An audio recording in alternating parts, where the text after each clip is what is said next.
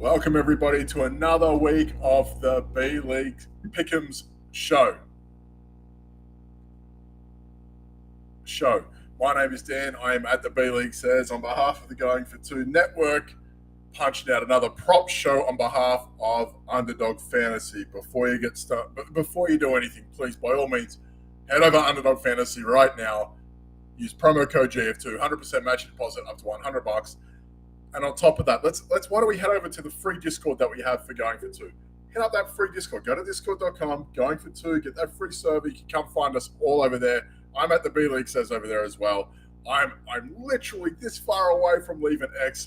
It's going to happen. Gladys and Kyle, we're going to start a renaissance. We're going to shift everything over there at one point. Jeff, if you're hearing this, it's probably happening. So, on your bike, lad. Here we go. Jamie, what's up, my brother? How about that? Oh, the Browns. Yikes, I'm surprised you showed yourself around here after last week's debacle with Gladys, my man, but I hope you're doing well. Happy Wednesday. It's a beautiful day outside, glorious day outside on a Wednesday to talk about some props. Why wouldn't we? Because we're here for week 3 with the B League Pick'em show. If you are new to the Pick'ems show, Watson's trash. He is absolutely not. I mean, as a human being, he's trash. I like to think that line let him down pretty badly, though. Geez, some of those dudes were giving up on him. They were letting him go. They were letting him get hit. They were literally leaving him to die there. So, most of those sacks, came second half. Those dudes were tapping out. So, there's only so much he can do. I thought he tried to force it a little bit too much, but by that point, I think no Chubb as well. I think, that might have forced his hand a little bit too much as well. Without Chubb, they might not have pressured so much. But hey, that's another. Yeah, there we go. Steelers, yes. Gladys punching out them props again this week. She had another stellar week on the Monday night show. You should join me, Kyle, Gladys, and sometimes Doc with some props for Monday night's football. We got another doubleheader this week on Monday, so come join us for a bit of fun as well. Before we get started, if this is the first time you have joined the show, I hope to dear God that it hasn't, but if it has, welcome as always. Look, for what it is, I check out this week's games. I try to find a game in the morning, afternoon, and the prime time, and I like to see what's up, and I like to go from there. I try not to spread out too much over the whole week because I think every game tells a bit of a story, and we can check out a few things like that. So naturally, generally, my process is I like to look at game totals. I like to see what's going on with that, and I can kind of go from there. Obviously, injuries tell a story as well. We can figure out who's going to do what. Steelers didn't win that game. Watson lost it single-handed. I just wouldn't blame one guy, Jamie. It's not just one guy.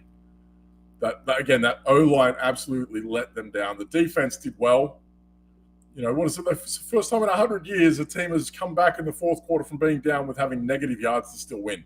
So, maybe Peoples-Jones, Elijah Moore, and David Njoku should do better.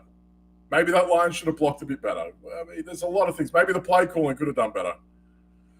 I wouldn't just blame Watson on that one. I think he's looked all right. Obviously, that second half of the game, he didn't look too good. Anyway, before you get started with everything Underdog, I would also suggest, please go check and cross-reference your props across other sites, DraftKings, Caesars, MGM. Go to Prize Picks and Thrive. Always check out to see what everyone else is offering because not everyone is online with everything. Some places take a while for props to check and balance. It takes a while for them to catch up. Underdog is pretty quick to the mark. I'll give you an example. Last night I was putting on a quick prop bet. It was a three-pick prop. I used the 100K prop on Underdog. It was Tyreek Hill. They gave him 88.5 against Denver at home. So 88.5 receiving yards for the 100K. If you haven't seen it, they have $100,000. And if you use the prop that they use, get that right with your parlay, they choose 10 people, they get 10 grand each. So, yeah, BetGM is trash. I agree with Gladys. I am not a fan. But either way, you can still look at their props and use it as an example to what you might be using. The point stays the same. Anyway, I looked at Tyreek Hill. I took under 88.5 receiving yards. Don't ask. I'll get into that in a minute. But I also checked out a few for Thursday night's game, and I took Purdy over 1.5 passing touchdowns because I think that's a lock. But I also took McCaffrey over 78.5 rushing yards. By the time I put the bet on, I was going to levy that into a few others. McCaffrey's rushing prop was gone. So they're pretty quick to get away from something that they see as going to cost them. They're trying to win money from us. Let's not beat around the bush. They're trying to take our money, and they saw something that we think is a lock, and they got rid of it pretty quick. Now, that doesn't mean that they won't bring it back tomorrow night before the game. They'll try and get a few of the casuals to lose some of their sucker money, but here they are. The games that I look at this week, obviously there's a lot of early morning games this week that are up and about. Obviously, San Fran is at home against the Giants, 44.5. No Barkley, no Bredesen, no Ojolari, and someone else is missing for the Giants. They are absolutely in trouble there. San Fran plus 10 isn't enough. Bills at Washington, I think is interesting. Washington could cause them a few troubles. I think it might be a weird game. Colts, Ravens, 44.5. I don't mind. Texans plus 9.5 at Jacksonville. Texans able to move the ball a little bit. I mean, I'm surprised as much as anyone because they've got some just trash receivers in there. But Jacksonville, if you've been convinced by anything they've done, they nearly got pinged back by the Colts week 1. And then obviously the Chiefs, it can happen as well.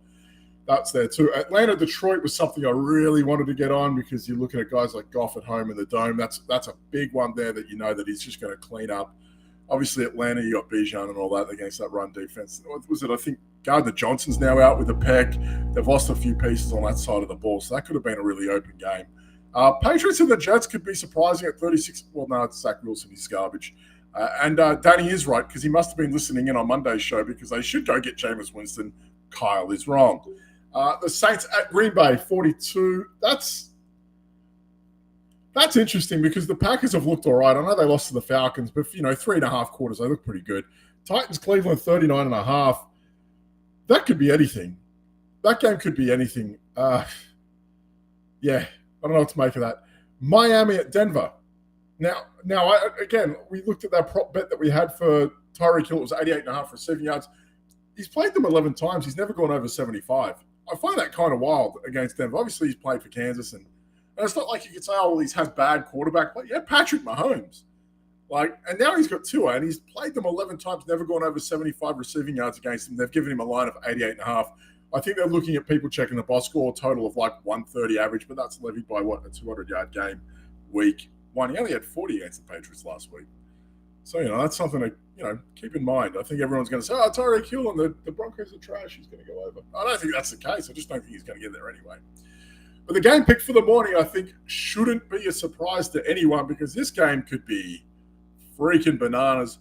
We're going the Chargers at Minnesota. -1 favorites at home, so they've just got the home field bonus. Both teams 0-2, which is, I don't know how Brandon Staley's lasted this long. I really feel like I think he's going to be the first coach sack. I'll give him a few more weeks. If they don't win this week, I think he's gone. He could be gone at the end of the week. What are they going to do with him? You're going to miss the playoffs 3 years in a row. You're wasting all these contracts. You're meant to be a defensive coach, but you've paid so much money for your defensive guys, and you're losing by 30 points, 40 points, or 30 points put on you every week. It's kind of mind-blowing that he still has a job. I don't know why. And he cocks up all the time too. But either way, 54.5 is the line currently for a game inside the Dome. Obviously, Kirk Cousins doesn't have to worry about being in prime time, but I think this is a prime time game. I can't believe it. And considering who's playing at night, good Lord, I think it's like another, was it Vegas and the Steelers again? Fucking vomit. Jesus Christ. Just give me the Chargers and Vikings. Let me do that. Either way, we're going to kick off into the first 3 picks of that game. I am going Justin Jefferson higher than 102.5 receiving yards. What? What are they going to do? Stop him? What are they going to do? That's hashtag analysis. What are they going to do? They're not going to stop him. That's for sure. The Chargers can't stop anything. Justin Jefferson, 2 games this year, averaging about 150 receiving yards a game. He's given a line of 102 against the Chargers, who have the worst pass defense in the league, averaging about 300 a game. Now, obviously, you can look at the DFS aspect of it. You might want to spread your cash thin with guys like Addison or Hawkinson. You can double down on that. Jefferson, I think, 9,300 on DFS this week. I don't care. I'm playing him everywhere. I don't give a shit. He's going to smash this week. They're not going to do anything. I'm going to be the first one to say it because I feel like it needs to be said. The Chargers are low-key trash. I don't care. Justin Herbert, Austin Eckler, Allen. I don't care.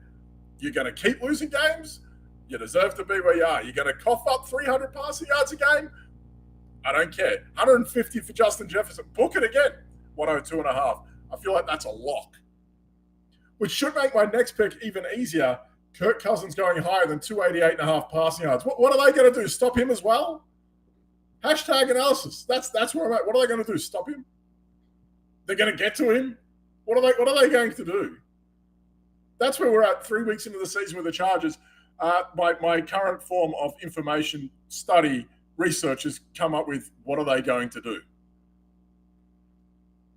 The Chargers are crap. Like, that's where they're at. They can't stop anything. Unbelievable. As sure as the sun comes up in the morning, the Chargers are going to let someone throw 300 on. That's going to be Kirk Cousins this week. That's it. I don't even need to go over any more than that. His last 2 weeks, he's absolutely run amok. Kirk Cousins to open the season. 364, 344. 6 touchdowns. So the guy's punching out an average of 350 and 3 a game. And they've given him 288.5 against the worst pass defense in the league.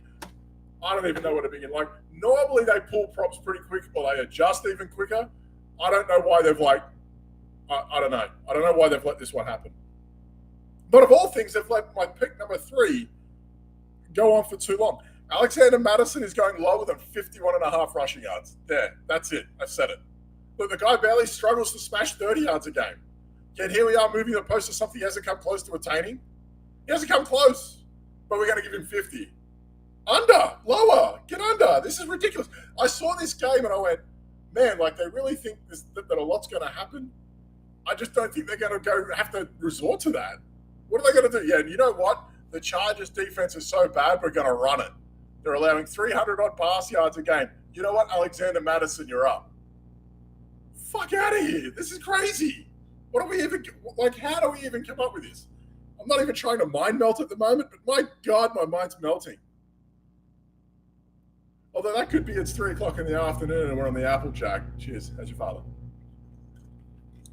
Anyway, we're going to kick off into the afternoon games. I didn't even get to any Chargers picks because I saw these Vikings ones went, what are we even doing here? How do we, why, how?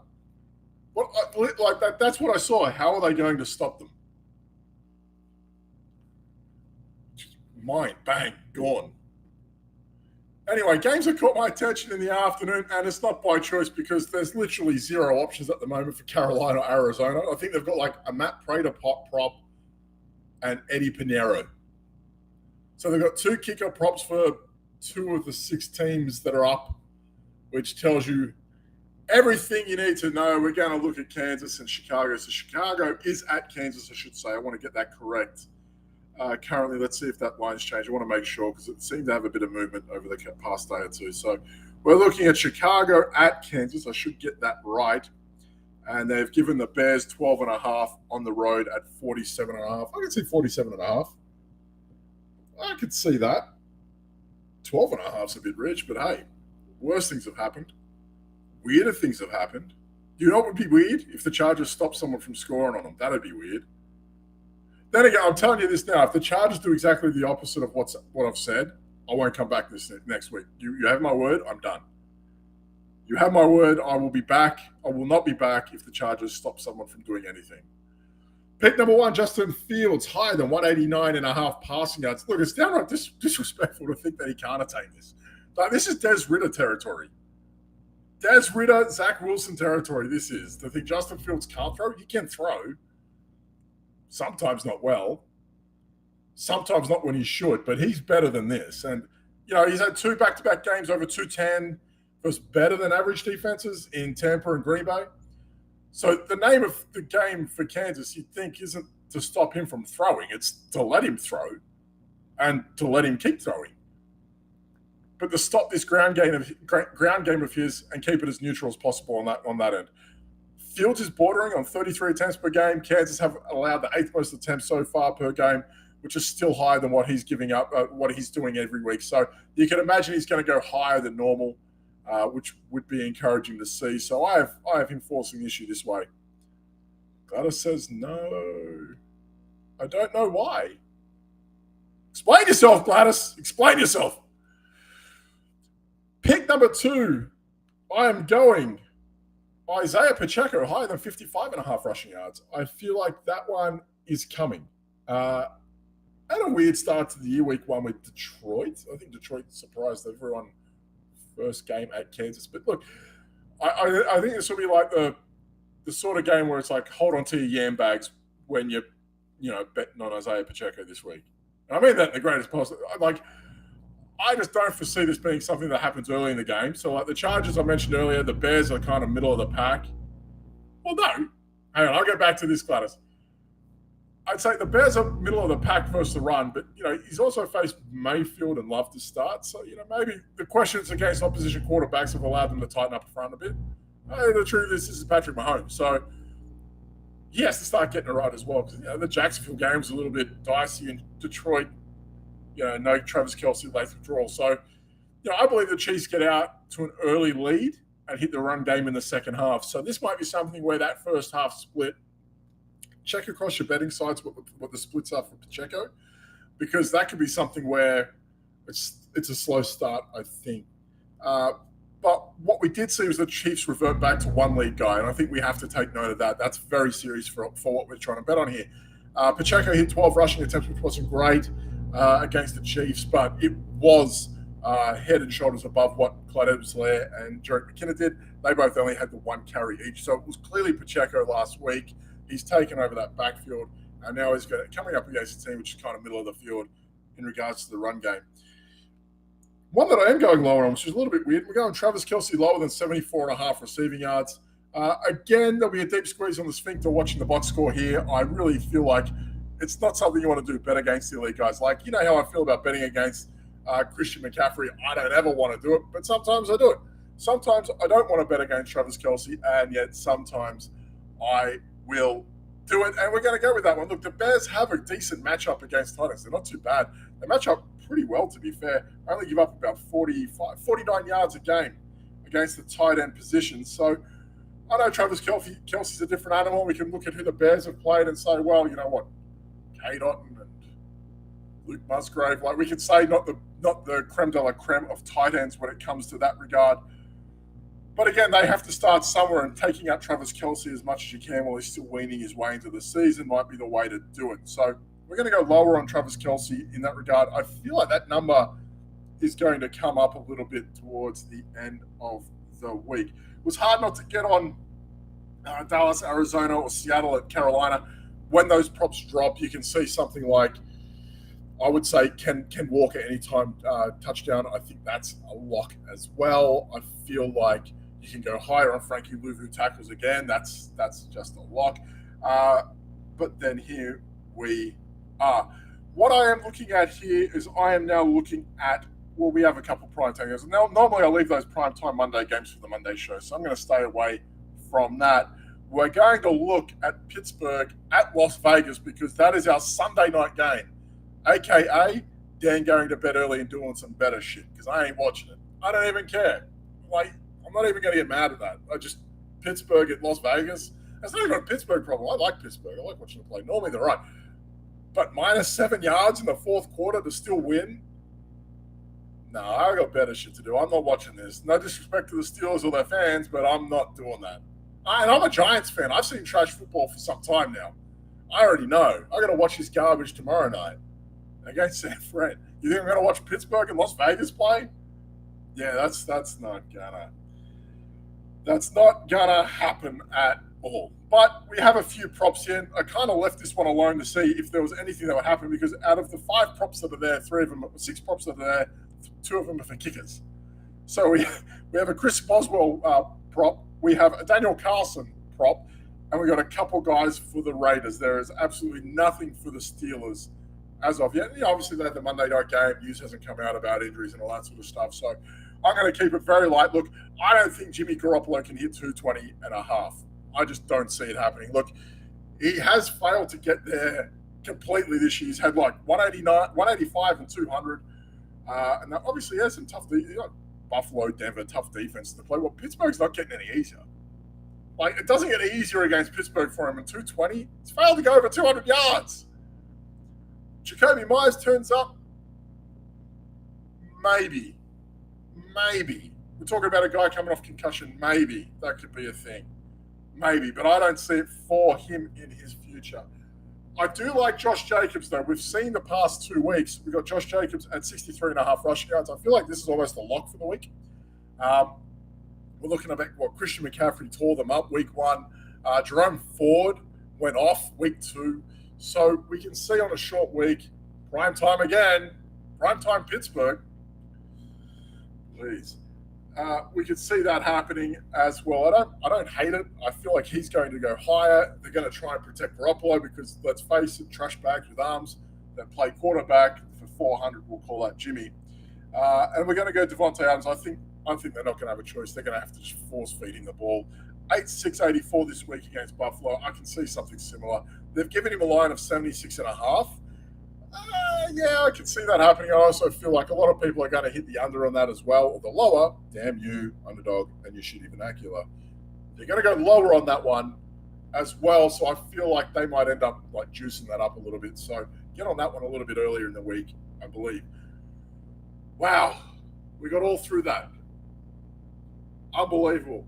Normally, I leave everyone with my 3 favorite picks for the week, and I'm not going to lie to you. Josh Jacobs at number 1. I feel like that's a smash. We're talking about 63.5 rush yards.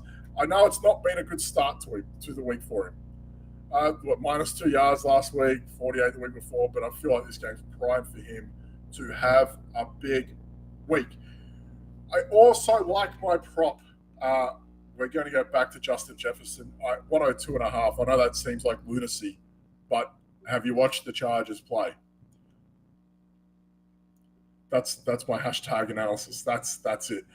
Pick number 3, I'm going to go Fields higher than 189.5 passing yards. I feel like that's the way to go. So we're going Jefferson over 102.5. We're going to go Justin Fields over 189.5. And we're going to go Josh Jacobs as well over 63.5 rushing. I feel like that is the way to go for the week. 20 minutes on the dot. Your boy is flying. As always on a Wednesday at 3 o'clock. What have I lost? I've lost the chat. Where'd it go? Technology. No, this was just me saying, Jamie, who's not coming back? No. So all I basically said is if the Chargers do the opposite of what I say, I'm never coming back. And that's, do something.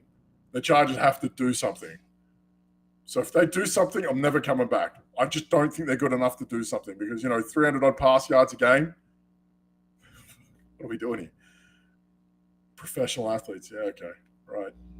Do your job. It's the old Roy Keane in me. Do your job. Just do your job. Thoughts on my parlay. McCaffrey anytime touchdown. Easy. Purdy over 175. Easy. Giants over 9.5. I don't know if the Giants could put up 9 points on San Fran. This could be something like what happened with Dallas. You think I'm joking, but am I? 49ers over 19.5. I don't think that's going to be a problem. Under 50.5 seems fair. Niners money line is fair.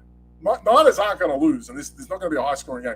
Giants have to go to Arizona and then come back to New York and then go to San Fran on a Thursday. Unbelievable. They've been absolutely hammered by the schedule this year. Absolute joke. It's all right. Don't worry. The NFL's fake. It's a script. It doesn't really matter. Either way. Yeah, I don't mind that, Jamie. CMC anytime touchdown, I feel like that's... Chasing touchdowns is always a hard thing to do, but, the Giants are pretty bad, so we can run with that. Purdy over 175 passing. Yeah, I feel pretty good with that as well. Giants over 9.5. Yeah, the Giants... They stayed out west, though. I don't think it'll help. It doesn't really matter. It doesn't matter. It's come out now that Barkley wasn't playing. Yeah, you think? Really? Barkley. Guy can't walk. He's not playing. Thanks, Brian. No kidding. But they've lost 2. Andrew Thomas has been ruled out as well. So 2 of their 5 linemen, Bredesen and Thomas, have been ruled out for the game. So I just need the Giants to get a touchdown and a field goal. You're asking a lot, man. You're asking a lot, Jamie. I don't... I mean, Gray and Gano could get there on 4 field goals from the 50. Weirder things have happened. Either way, that's going to wrap up another week for the B-League Pick'ems show. I'm your host, Dan, at the B-League Says. As always, UnderdogFantasy.com. Promo code GF2 for 100% matching deposit up to $100. on your initial deposit. Come find us over on Discord. Free server. It's a free server. It's a free server. Free. Free. That's what we're going to say. Do you know it's free? The Chargers passing defense. It's just free. Go on, take some yards. You have some yards. I'll have some yards. Let's all go get some yards. Trash. Unbelievable. He's fired at the end of the week. They go 0-3. Staley's gone. Go check your bookies and go first coach fired. Brandon Staley. Go have a look. Unbelievable. I was on a rant there. Sorry. Go back to our YouTube. Subscribe if you're already here. Share it. Set the alerts. You know what to do. As always, you can find me at the B League Says over on Discord. I'm not even going to respond to Twitter anymore. I'm done with it. I'm finished. And I'm going to go upstairs and I'm going to see if Man United are down by 4 to Bayern Munich. If you know the result, no spoilers. I don't even want to know right now. Thanks for tuning in. Have a great week. Cheers.